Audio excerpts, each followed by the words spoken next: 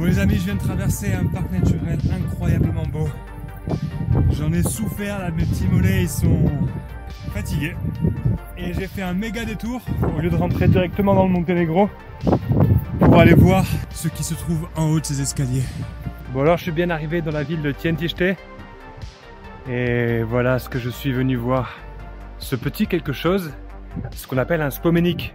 Alors les spomenik, qu'est-ce que c'est? C'est des grandes sculptures en béton qui ont été érigées à la gloire des diverses batailles livrées contre le fascisme pendant l'ère yougoslave. Et en fait, on va en trouver dans tous les pays qui composent l'ex-Yougoslavie, en Slovénie, Croatie, Serbie, Bosnie, Monténégro. Et quand j'ai commencé mon voyage à vélo, je me suis mis en tête d'aller voir les plus gros et les plus emblématiques. Ce spomenik, il a été érigé en l'honneur et la mémoire de la bataille de Soucheska. Je pense que c'est mon préféré pour l'instant.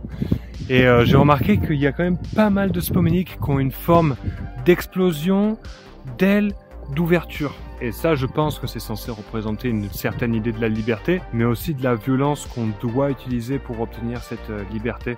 Et quand je dis liberté, c'est pas la liberté blablabla, hein, c'est la liberté pour les peuples opprimés de vivre en fait. Et je m'en étais pas rendu compte tout de suite. Alors je peux vous dire, j'ai tourné autour hein, là avant de remarquer, mais j'ai l'impression que tous ces petits carrés qu'on voit, je vais essayer de vous en montrer un avec le doigt. Vous voyez les petits carrés comme ça là, tac, tac, tac.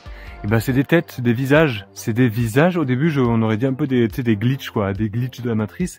Et en fait, j'y vois plein de visages qui font partie intégrante de ces ailes. Et en fait, ça donne une toute autre dimension à la sculpture. On dirait même des gargouilles, tu vois, qui font intégralement partie du béton et qui le font vivre. Ouais, la première vision que j'ai eue, elle était très brute, en fait, brutaliste. Et c'est brut, hein, tu vois, c'est des gros coffrages de béton, avec des coulées de salissure. Et après avoir vu toutes ces têtes qui te dévisagent quand tu déambules entre ces deux immenses ailes, j'ai ressenti un truc assez mystique, en fait. C'est bizarre de ressentir ça dans une sculpture qui a cette forme-là. C'est pas du tout, je pense, le propos. Ouais, c'est un truc assez mystique, ouais. Là, il commence à faire nuit. C'est vraiment magnifique. Il y a une couleur. Le ciel, la montagne et le spomenik, là, c'est incroyable. Bon, évidemment, je vais m'arrêter là. J'aimerais en dire beaucoup plus, mais j'ai pas le temps. J'ai du temps, mais j'ai surtout pas l'énergie de monter une vidéo qui est ultra longue.